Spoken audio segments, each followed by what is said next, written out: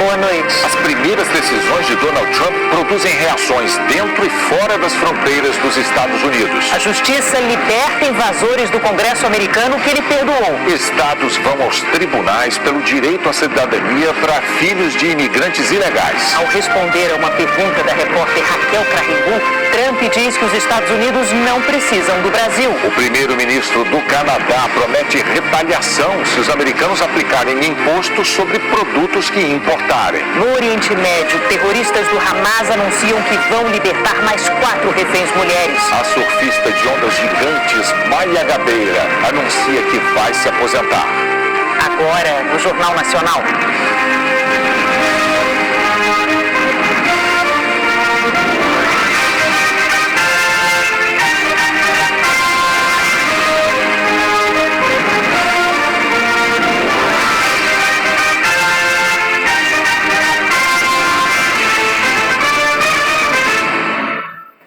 As primeiras 24 horas do segundo mandato presidencial de Donald Trump foram intensas e reverberaram dentro e fora dos Estados Unidos.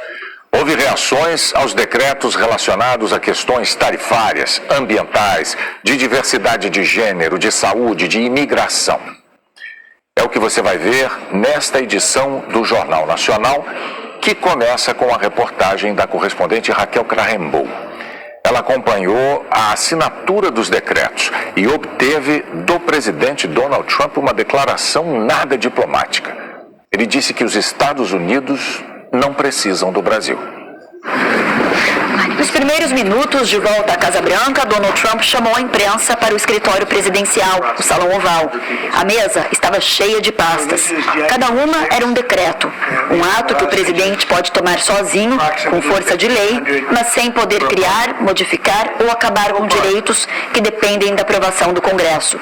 Cada um era um decreto, um ato com força de lei que não precisa passar pelo Congresso porque determina a operação do próprio governo ou de agências e secretarias. Por 50 minutos, Trump conversou com jornalistas enquanto assinava os decretos. Depois de assinar o primeiro, ligado ao que ele chama de invasão na fronteira sul, perguntei: o que o deixa confiante de que esses decretos sobre imigração não serão bloqueados nos tribunais, como aconteceu com várias medidas para conter a imigração no primeiro mandato?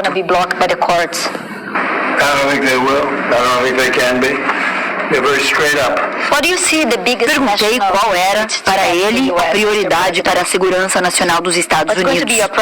Foreign policy is a big statement. I mean, my priority on foreign policy is going to be to keep America safe.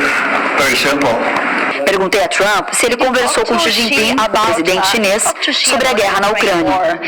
Because China and Brazil together has a proposal to bring Russia and Ukraine to talk.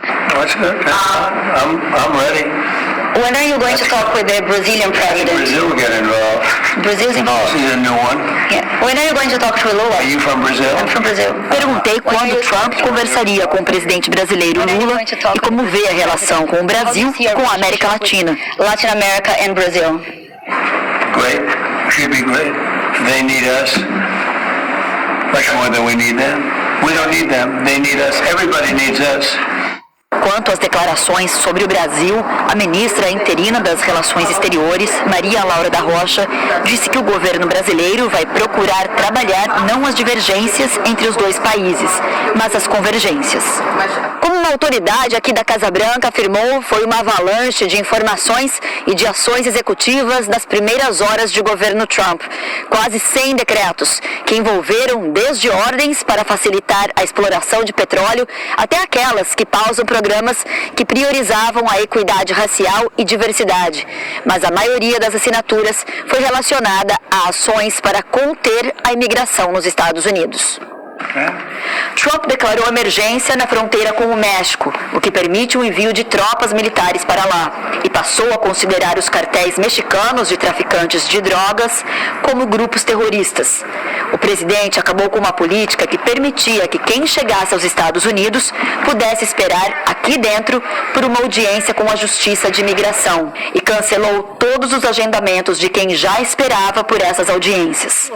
A medida que mais repercutiu foi um decreto que prevê que crianças nascidas nos Estados Unidos não poderão mais ter cidadania americana se forem filhas de imigrantes sem documento ou que têm visto temporário. Menos de 24 horas depois, uma das principais associações de direitos civis e os procuradores gerais de pelo menos 20 estados americanos entraram com processos para bloquear o decreto.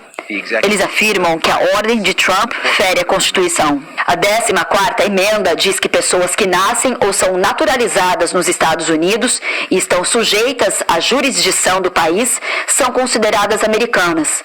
Além de estar na Constituição, a Suprema Corte já deu respaldo várias vezes a essa emenda, que está em vigor há mais de 150 anos. A advogada de imigração, Gabriele Oliveira, professora da Universidade de Harvard, acredita que o governo Trump deve tentar uma nova interpretação da emenda na Justiça, para que imigrantes sejam vistos como invasores e, assim, não estejam sob a jurisdição do país. Então, olhando essas pessoas que estão aqui sem documentos como invadindo os Estados Unidos e como forças hostis, né, contra a nação americana. Então, se isso for colocado dessa maneira, como se essas pessoas estiverem infringindo ou trazendo algo que é uma ameaça, né, aos americanos, se for colocado dessa maneira, assim que eu enxergo que pode ter um caminho indo para frente. Ela afirma que, além de criar um caos jurídico, o decreto cria uma cultura do terror. Na parte econômica, os Estados Unidos dependem de imigrantes. Não tem outra maneira de construir uma economia tão competitiva como eles têm sem ter imigrantes. Então, até pedaços mais conservadores, mais republicanos dos Estados Unidos vão sentir quando, por exemplo, afetar isso em trabalhadores não quererem aparecer para trabalhar, por medo. Então, isso está gerando um efeito dominó para milhões de pessoas nos Estados Unidos. No primeiro mandato, Donald Trump deportou quase 400 mil imigrantes ilegais, a mais do que o governo de Joe Biden. Entre os deportados, havia brasileiros. Os dados são do Departamento de Segurança Nacional dos Estados Unidos e se referem ao calendário fiscal americano, entre outubro de um ano e setembro do ano seguinte. O primeiro governo de Donald Trump deportou 935 mil imigrantes ilegais de todo o mundo. 6.776 eram brasileiros, menos de 1% do total. Durante o governo do ex-presidente Joe Biden, houve queda de 41% no total de ilegais deportados. Foram 545 mil, 7.168 brasileiros, 1,3%. Mesmo assim, a gestão Biden deportou 392 brasileiros a mais do que o primeiro governo Trump. Nos últimos 5 anos, todos os 94 voos com brasileiros deportados dos Estados Unidos tiveram como destino o Aeroporto Internacional de Belo Horizonte, em Confins. Segundo a Polícia Federal, por uma questão de logística.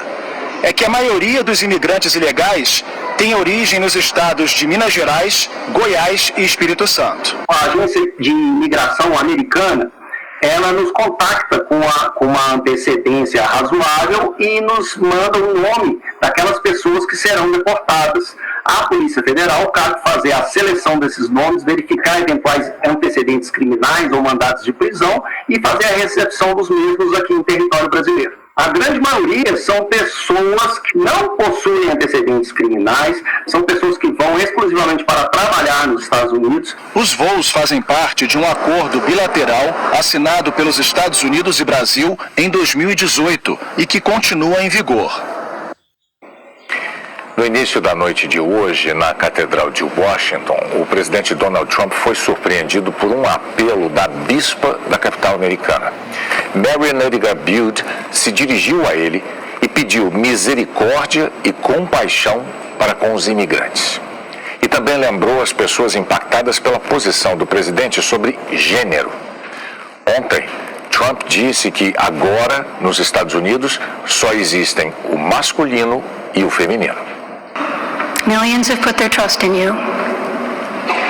And as you told the nation yesterday, you have felt the providential hand of a loving God. In the name of our God, I ask you to have mercy upon the people in our country who are scared now. There are gay, lesbian, and transgender children in Democratic, Republican, and independent families, some who fear for their lives. And the people who pick our crops and clean our office buildings, who labor in poultry farms and meat packing plants, who wash the dishes after we eat in restaurants and work the night shifts in hospitals, they may not be citizens or have the proper documentation, but the vast majority of immigrants are not criminals. They pay taxes and are good neighbors. They are faithful members of our churches and mosques, synagogues, wadara, and temples. Ao deixar a catedral, Donald Trump foi questionado sobre a cerimônia. Ele disse que não tinha sido muito emocionante, que poderia ter sido melhor. Outro decreto de Donald Trump que provocou controvérsia foi a decisão de perdoar os acusados de invadir o Congresso americano em janeiro de 2021. So this is January 6th. Perdão total. O decreto assinado por Trump ontem à noite retira todas as acusações contra quase 1.600 seguidores do presidente que invadiram e vandalizaram o Congresso americano no dia 6 de janeiro de 2021, mesmo os que cometeram atos violentos contra policiais. 14 deles, já condenados, vão poder deixar a cadeia. Eles já estão presos por muito tempo. Essas pessoas foram destruídas. Espero que eles sejam liberados hoje à noite, disse Trump. We hope they come out tonight, frankly. Pouco depois da meia-noite, o ex-chefe de uma milícia foi liberado de uma prisão federal no estado de Maryland. Ele foi condenado a 18 anos de prisão por ser um dos organizadores da invasão e guardar armas que seriam usadas no ataque. O ex-chefe de um grupo supremacista também deixou um presídio da Louisiana e foi para casa em Miami. Ele foi condenado por incitar a invasão e conspirar contra o Estado e cumpria a pena de 22 anos de prisão, a mais alta de todos os envolvidos no ataque. Depois da eleição de 2020, Donald Trump não aceitou a derrota para Joe Biden. No dia 6 de janeiro de 2021, Trump fez um discurso reafirmando sem provas que a eleição tinha sido roubada e convocou seus seguidores a marcharem até o Capitólio, onde os congressistas certificariam o resultado da eleição. Milhares de pessoas furaram o bloqueio policial e invadiram o prédio, destruíram patrimônio público e tentaram impedir o processo democrático. 5 pessoas morreram e 174 policiais ficaram feridos tentando controlar os invasores. Trump acompanhou tudo da Casa Branca sem interferir. Só 2 horas depois, pediu que os invasores voltassem para casa. No vídeo, disse que amava os seguidores e que eles eram muito especiais. We love you. You're very special. Depois, chamou o 6 de janeiro de Dia de Amor. A medida foi criticada por advogados de policiais feridos na invasão do Congresso e até por alguns parlamentares republicanos do mesmo partido de Trump. Thom Tillis, da Carolina do Norte, disse que ficou surpreso com um perdão tão abrangente aos invasores e, mencionando também os perdões presidenciais concedidos por Biden antes de deixar o mandato, concluiu: precisamos rever a autoridade que futuros presidentes podem ter em perdoar criminosos. A investigação criminal sobre a invasão do Capitólio foi a maior da história do Departamento Departamento de Justiça dos Estados Unidos. Durante 4 anos, os investigadores analisaram horas de gravação para identificar, localizar e punir os invasores. O decreto assinado por Trump anula todo o processo e determina que os promotores federais não poderão mais acusar ninguém pelos atos do 6 de janeiro. O presidente Donald Trump também anunciou hoje que 3 gigantes do setor de informática planejam um investimento de $500 bilhões na infraestrutura de inteligência artificial. Segundo o presidente, a OpenAI, a SoftBank e a Oracle vão se associar numa empresa chamada Stargate. Trump afirmou ainda que vai criar decretos para ajudar o projeto. Os primeiros anúncios de Trump sinalizaram mudanças importantes na forma como os Estados Unidos vão se posicionar diante de problemas globais.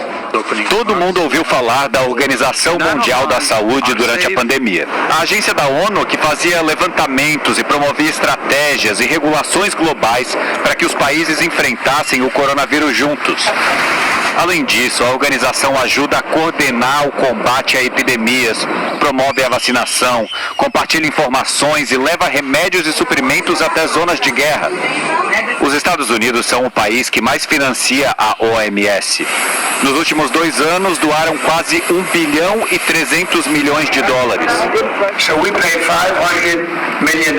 Mas ontem, Donald Trump retirou os Estados Unidos da Organização Mundial da Saúde. No decreto, o presidente americano criticou a forma como a organização lidou com a pandemia da Covid. No mandato anterior, em julho de 2020, Trump tinha começado o processo de retirada. Quando Joe Biden assumiu, em janeiro de 2021, suspendeu os trâmites. Agora, Trump concluiu o plano antigo e os americanos não vão mais fazer parte de um esforço global. Para Lawrence Gostin, professor de Direito de Saúde Global da Universidade Georgetown, em Washington, a decisão de Trump foi um erro estratégico grave. É uma ameaça à saúde global. Ontem, a correspondente Raquel Krahenbuhl perguntou para Donald Trump se, depois de ter governado durante a pandemia, ele não reconhecia a importância da organização. Trump respondeu: sim, eu reconheço, mas não quando você está sendo roubado como nós somos. No campo do comércio, Trump também demonstrou que pretende isolar os Estados Unidos. Decretou o começo de uma grande investigação que vai apurar de que países os Estados Unidos compram mais do que vendem. O Brasil não está nessa lista.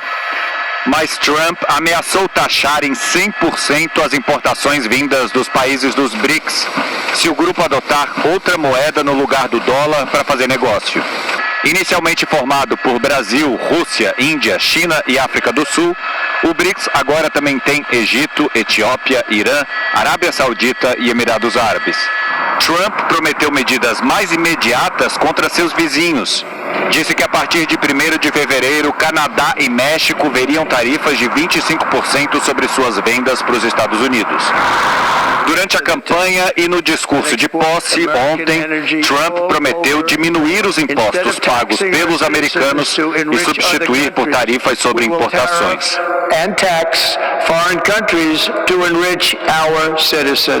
Afinal, o país importa $4 trilhões em produtos por ano.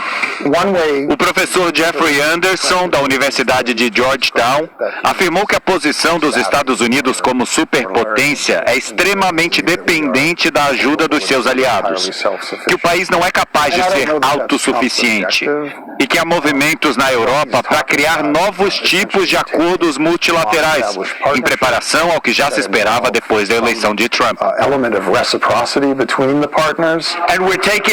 Trump também mencionou ontem que quer retomar o controle do Canal do Panamá e, no fim do dia, reiterou seu interesse em anexar a Groenlândia. Trump disse que é um local necessário para a segurança nacional porque há navios chineses por todo lado. Com as mudanças climáticas, o Polo Norte aquece 3 vezes mais rápido do que o resto do mundo. O Mar do Ártico está congelando menos e se tornando navegável. uma rota útil para a China exportar para a Europa. O mar também vira um ponto de passagem para submarinos de guerra russos e chineses. Isso é um sinal de que o governo Trump está ciente dos efeitos das mudanças climáticas. Mesmo assim, escolheu ontem retirar os Estados Unidos do Acordo de Paris. O tratado assinado por quase 200 países prevê frear o aquecimento do planeta. O acordo foi assinado pelo ex-presidente Barack Obama, mas Trump retirou os Estados Unidos em 2017. Biden colocou de volta. Agora, Trump tirou mais uma vez.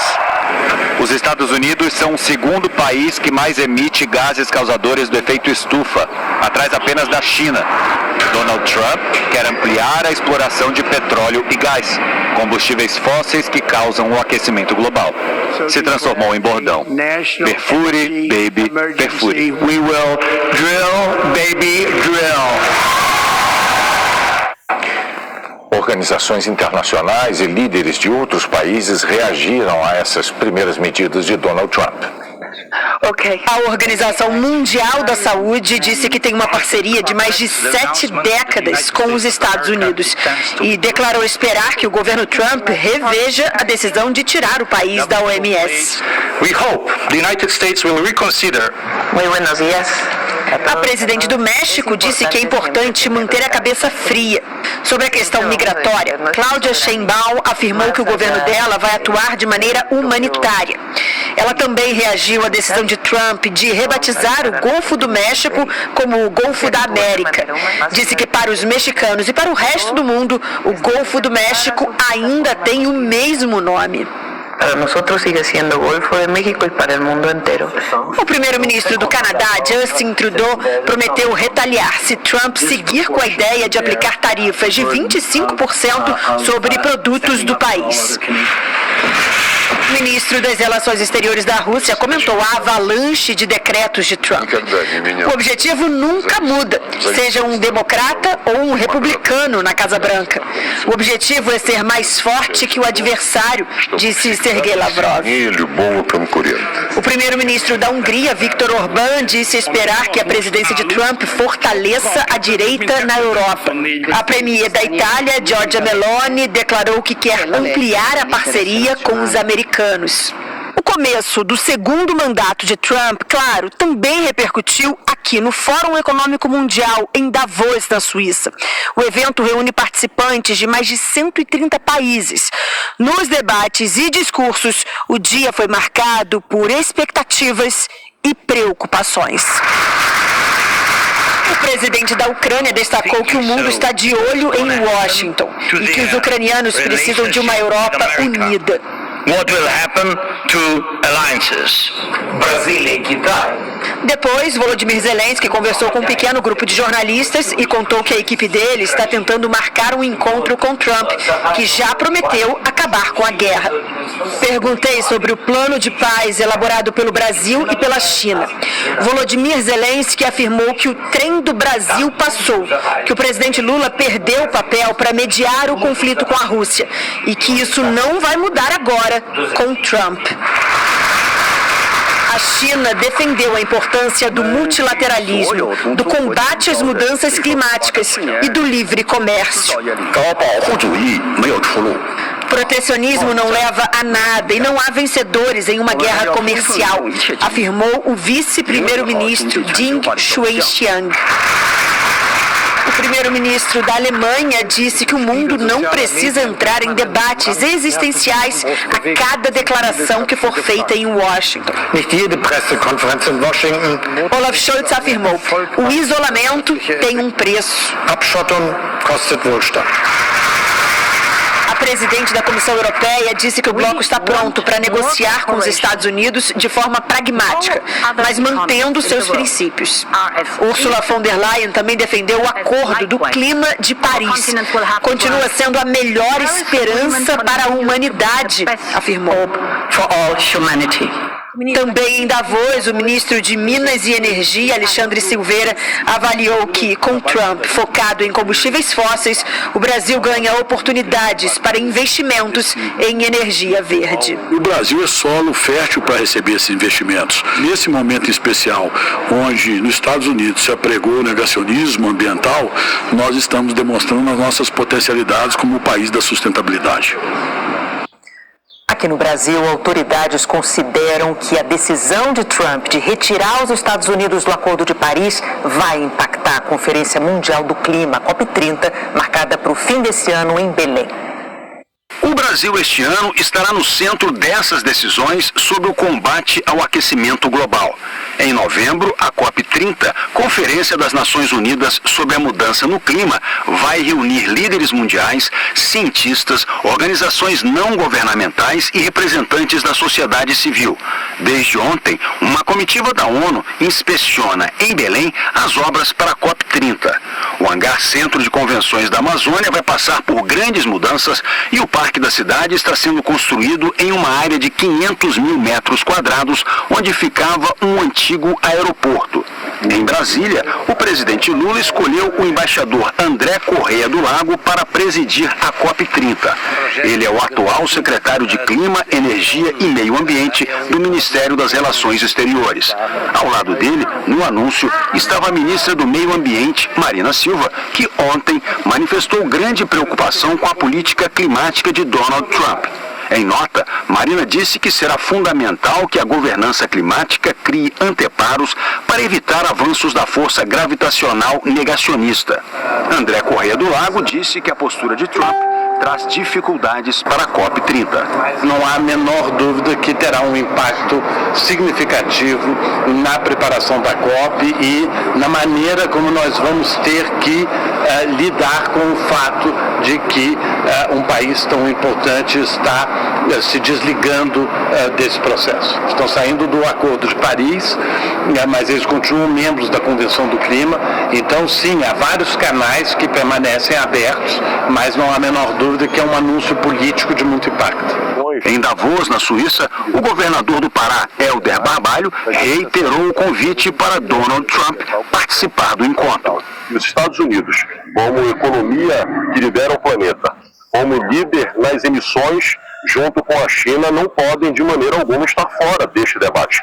Seja o governo americano, seja a economia americana, que emite gases de efeito estufa e precisam, portanto, participar efetivamente, debatendo, discutindo e, acima de tudo, financiando, para que nós possamos, a partir do financiamento climático, encontrar soluções para a natureza. Um dos principais desafios do Brasil na presidência da COP30 será resolver um problema que vem da COP29, realizada no ano passado no Azerbaijão. Os países mais pobres e vulneráveis queriam que os países mais ricos se comprometessem a investir $1 trilhão por ano em medidas de combate às mudanças climáticas. O acerto fechado na COP29 foi de $300 bilhões. Ficou para o encontro deste ano no Brasil acertar essa diferença e de onde virá o dinheiro. Entre as medidas assinadas ontem, Trump cortou o dinheiro que ajudaria a financiar o combate às mudanças climáticas. Segundo Cláudio Ângelo, coordenador de política internacional do Observatório do Clima, outros países podem acabar seguindo a decisão de Trump. O maior risco que a gente enfrenta para o Acordo de Paris é uma debandada coletiva, porque hoje em dia o Acordo de Paris é a única coisa que nos separa de um aquecimento global de 3 graus Celsius ou